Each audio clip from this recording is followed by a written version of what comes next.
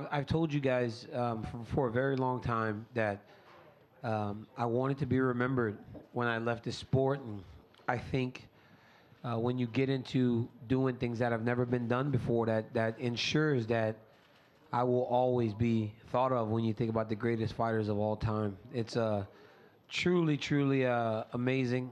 And then to do it in Madison Square Garden, it was just insane. Won the farewell fight? Yep, that could be the retirement fight for old DC. That's crazy, right? When you start to think about it. You know, talk about having an opportunity to go out on an all-time high. You know, headlining in Vegas against Brock Lesnar. Before I turned 40, 2 weeks before my birthday, have my biggest fight. Yeah, it's crazy. But I'm glad that he wants me to take some time because I stepped up on short notice. And honestly, I've fought 3 times this year with 3 finishes. 3 championship fights, 3 finishes. You know, I've had a big year. I think he can test me. I mean, he's a big, strong guy.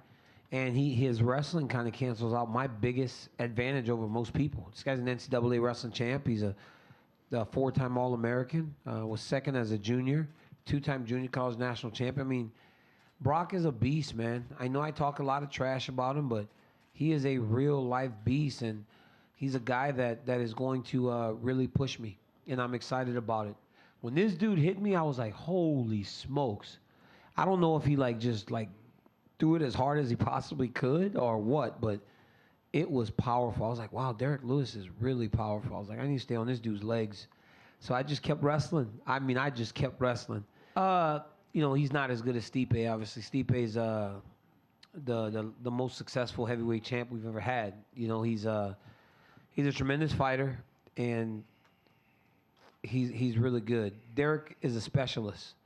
A lot of times, specialists really struggle with guys that can do just about everything, because the reality of the situation is, if I was forced to stand with him, I would have, you know, but he did not have the same option as me when it came to the grappling, right?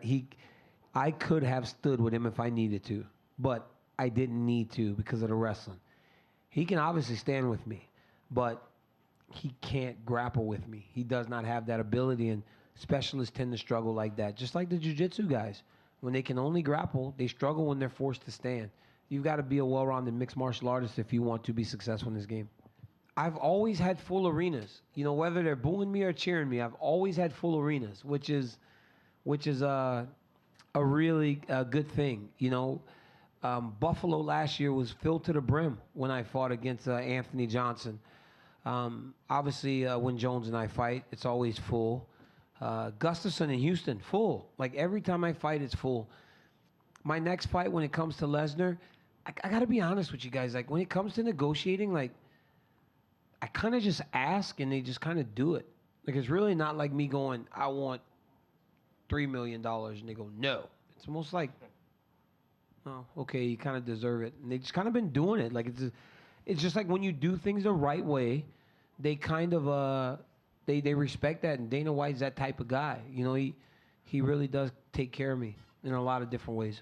Okay, so today I weighed 247. Yesterday I weighed 251. So maybe I should have, not had breakfast before weigh-ins. But I cut from this weight to 205. Like, there's no difference in what I weigh today as to what I weigh when I fight 205. Last Thanksgiving, got a little crazy, and I got this scale in my house, which I swear that's heavy, but I don't think it is. 260 pounds the day after Thanksgiving. And I weighed in at 205 on January 19th to fight Volkan. So, I mean, I know how to I'll go cut the weight if I have to, but that won't happen for anyone. That'll only happen if Lesnar isn't available, and then I get to fight Jones. It's the only way. It's hard for me to really take anything seriously, because you say, I don't want to give you a shot, and you don't deserve it. I beat you. He said he knocked me out, which he did. And you guys know I've always said he won the fight. But you were on steroids, dog. You can't use that. It's the same thing. Like, I'm sure USADA said whatever, you know, but you still had steroids in your system. It does not matter. You can't be on steroids in no way, shape, or form. That's not fair. So for him to say, I don't think he deserves a title shot, or I'm not going to grant him, who are you to grant me anything? I'm the guy that's been here this whole time. 3 years I've been the light heavyweight champion because this dude can't stay out of trouble. That dude actually got in so much shit that they just said, here, DC, you can have the belt back last year after he knocked me out. Like, seriously. How crazy must the guy that won be for them to go, hey, man, you can just have this back?